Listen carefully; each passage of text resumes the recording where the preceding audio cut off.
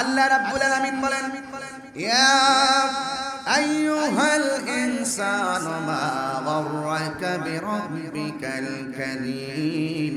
হে দুনিয়ার মানুষ, মা গাররাকা, কিসে তোমাকে ধোঁকা দিচ্ছে, কিসে তোমাকে আল্লাহর পথ থেকে দূরে সরিয়ে রাখছে।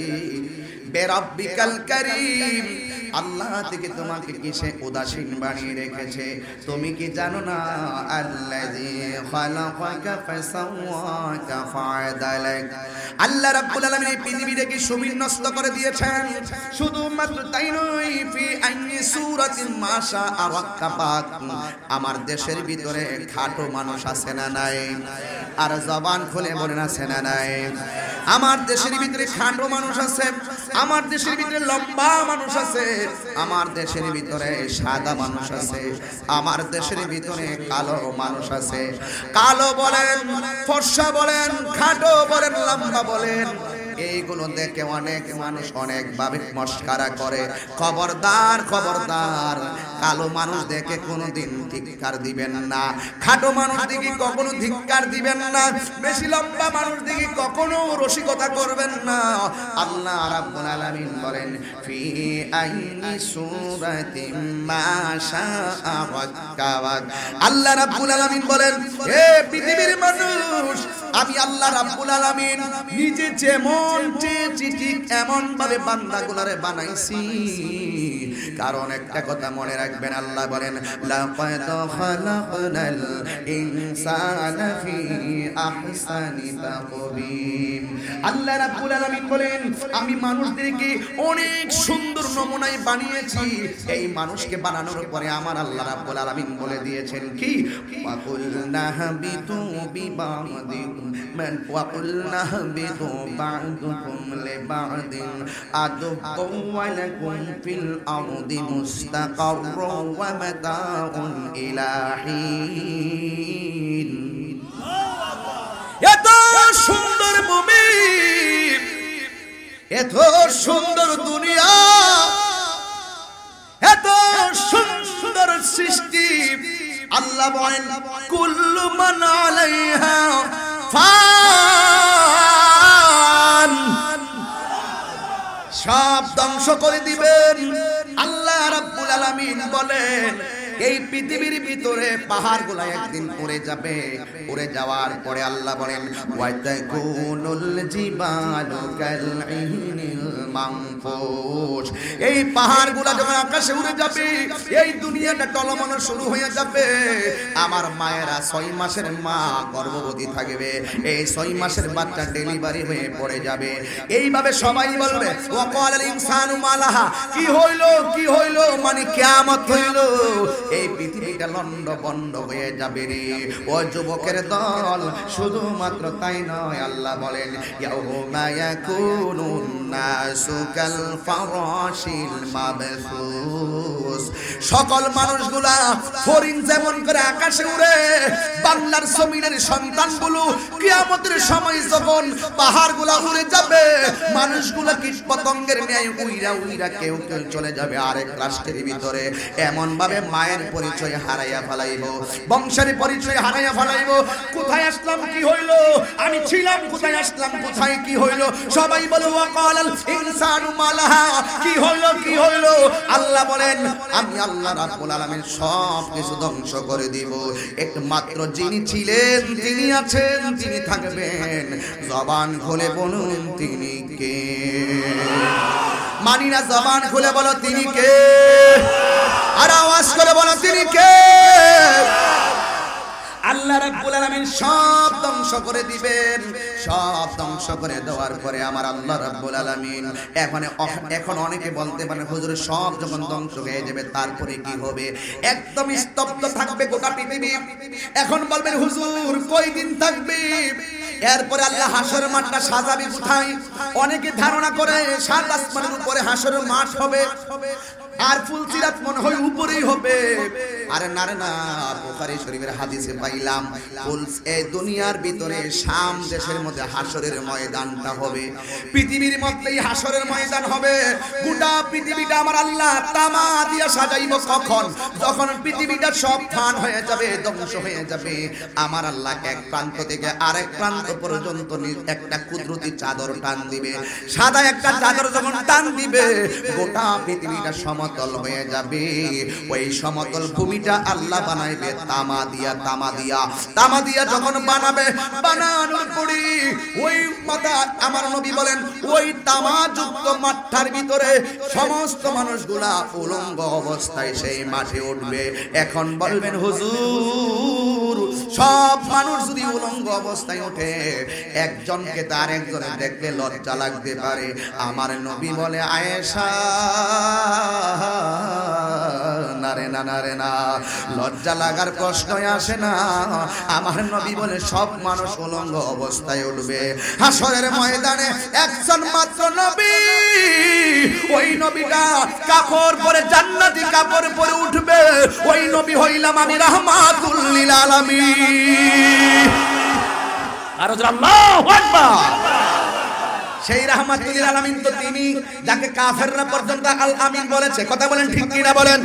আরে রাহমাতুল লিল আলামিন তো তিনি, যিনি রাস্তা দিয়ে হাঁটলে পাথরের কণাগুলো তুলার মতো নরম হয়ে গেছে। রাহমাতুল লিল আলামিন তো তিনি, যিনি রাস্তা দিয়ে হাঁটলে গাছগুলো নবীকে সালাম দিয়েছে। রাহমাতুল লিল আলামিন তো তিনি, যিনি রাস্তা দিয়ে হাঁটলে আকাশের মেঘমালাগুলো নবীকে ছায়া দিয়েছে। রাহমাতুল লিল আলামিন তো তিনি, যিনি পাথরে আঘাত খেয়েও উম্মতের জন্য তিনি কেঁদেছেন। রাহমাতুল লিল আলামিন তো তিনি, যিনি আমার আল্লাহকে সচক্ষু মোবারকে দেখেছেন। রাহমাতুল লিল আলামিন তো যিনি, যিনি জীবনে কোনোদিন কোনো উম্মতকে বদদুয়া করে নাই। আমার নবী বলছে আমি তো বদদুয়া দেওয়ার নবী নই, আমি হইলাম রাহমাতুল লিল আলামিন। মুসলমান সেই জাতি, এটা বীরের জাতি। মন্দির ভেঙে মসজিদ বানানোর এলাও করে না, লাই করো হাফিদ্দিন। ধর্মের মাঝে কোনো জবরদস্তি নাই, because there is no god but Allah. আমরা বিশ্বাস করি আল্লাহ ছাড়া কোনো মাবুদ নাই। Muhammad is the messenger of Allah. আমার নবী হলো আল্লাহর বন্ধু। Because if you do love Allah, follow the Muhammad Mustafa সাল্লাল্লাহু আলাইহি ওয়াসাল্লাম। আরবি কোরআনের ভাষা হলো কুল ইন কুনতুম তুহিব্বুনাল্লাহ ফাত্তাবিউনি ইউহিব্বুকুমুল্লাহ। আল্লাহকে পেতে গেলে নবীকে মুহাব্বত করতে হবে। এটা আমার আল্লাহর শিক্ষা।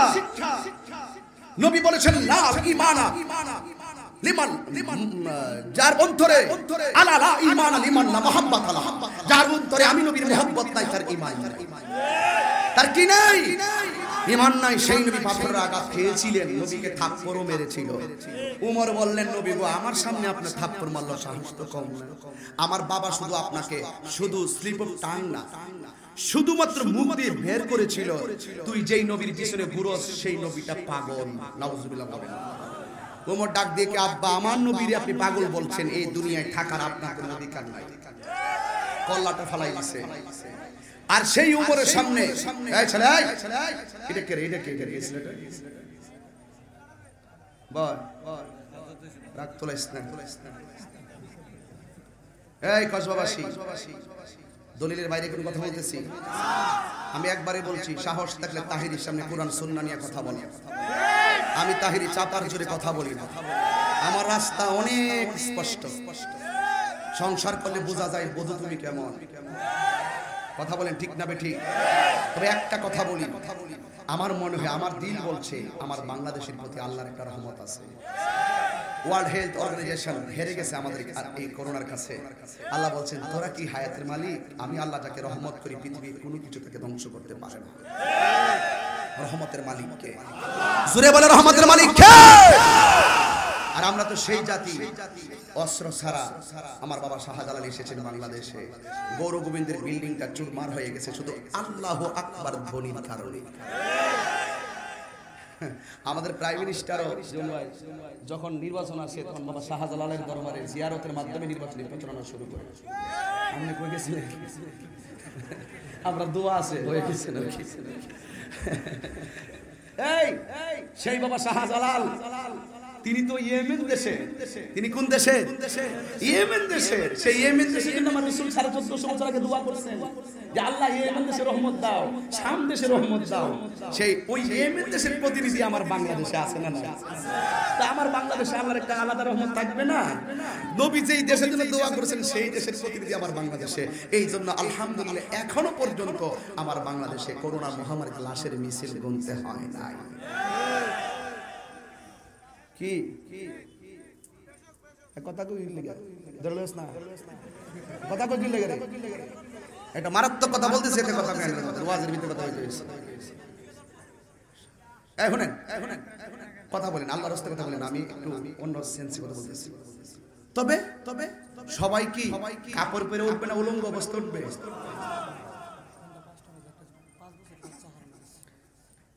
সন্ধ্যায় 5 ঘটিকায় একটা ছেলে হারানো গেছে, মোহাম্মদ সোহান। বয়স কত? 5 বছর। তাহলে মোটামুটি তার বাবার নাম বলতে পারে। পিতা জহিরুল ইসলাম বাদুর, পোস্ট অফিস ডাকঘর বাদুর, উপজেলা কসবা। রহমাতুল্লিল, আরো জোরে বলেন তিনি কে? তিনি রহমাতুল্লিল আলামিন। ওয়া মা আরসালনাকা ইল্লা রাহমাতান লিল আলামিন।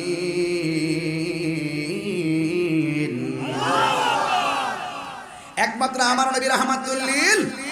এবার আমার নবীকে আয়েশা সিদ্দিকা প্রশ্ন করেন, ইয়া রাসূলুল্লাহ, নবী গো, সবাই যদি উলঙ্গ অবস্থায় উঠে একজন আরেকজনকে দেখবে কেমন লজ্জার ব্যাপার। আমার নবী বলেন, না রে না, ও আয়েশা, খবর থেকে সবাই যখন হবে আল্লাহ বলেন ওয়া ইযাল কুবুর বুসিরাত। আল্লাহ রাব্বুল আলামিন বলেন এই কবর থেকে বের হবে, বের হওয়ার পরে এরা উলঙ্গ অবস্থায় হাসরের ময়দানে উঠবে। কিন্তু মনে রাখবেন, অনেকে প্রশ্ন করতে পারেন, তাহিরি হুজুর, যারা নদীর মধ্যে মারা গেছে তাদের লাশ খুঁজে পাওয়া যায় না, এদের কবর হয় নাই।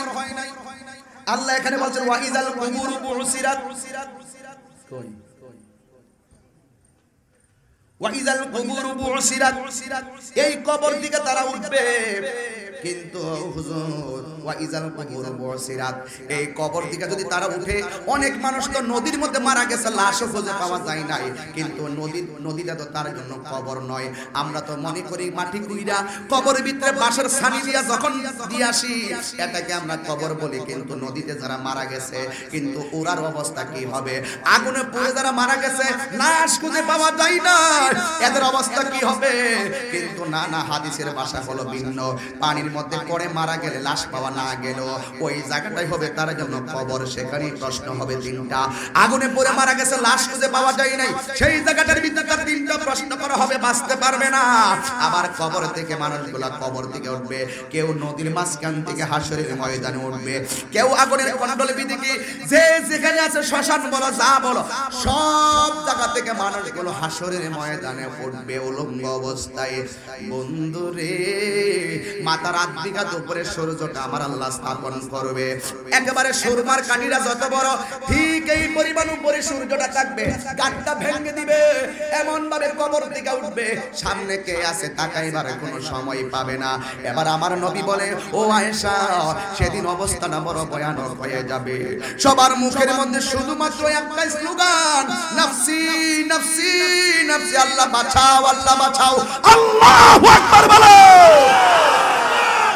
বাঁচাও। শুধুমাত্র একটাই কথা, মা সন্তানকে চিনবে না, সন্তান মাকে চিনবে না।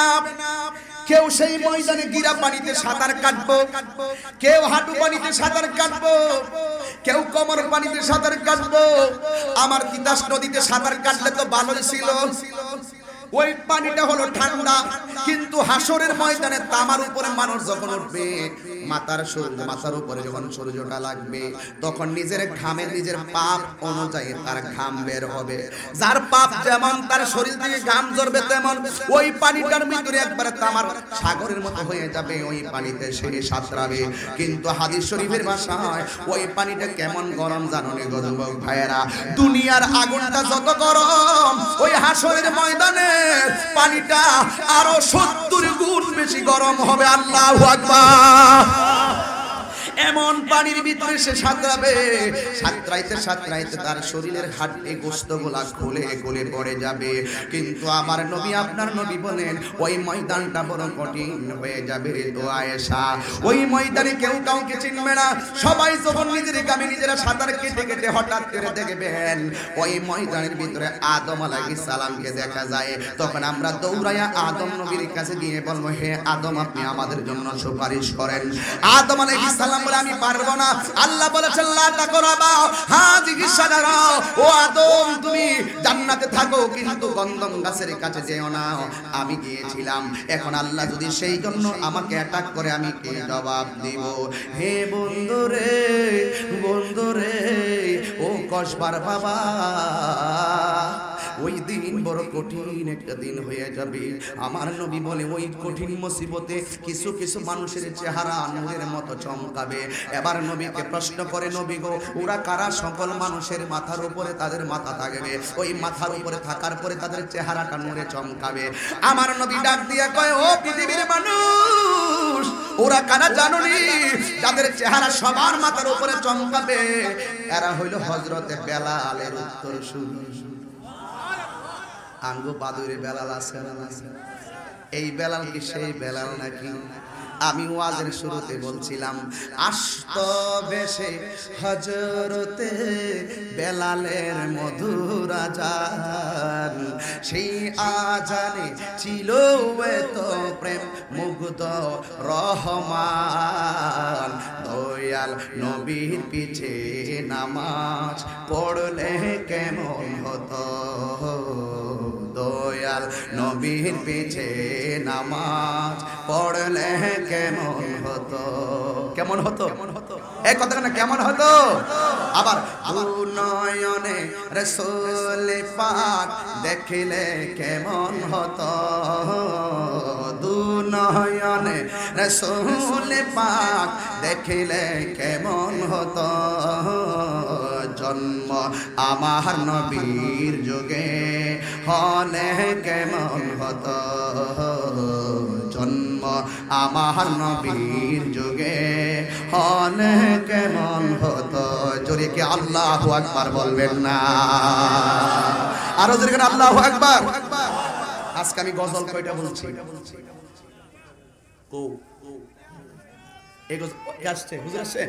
মাশাআল্লাহ। নারে তাকবীর, নারে রিসালাত, নারে গাউসিয়া, আহলুস সুন্নাত ওয়াল জামাত। আজকের প্রধান অতিথি মহোদয়ের আগমন, আজকের আল্লামা শায়েখ আবু সুফিয়ান খান আবিদ আল কাদরি পিশা হুজুরের আগমন। নারে তাকবীর।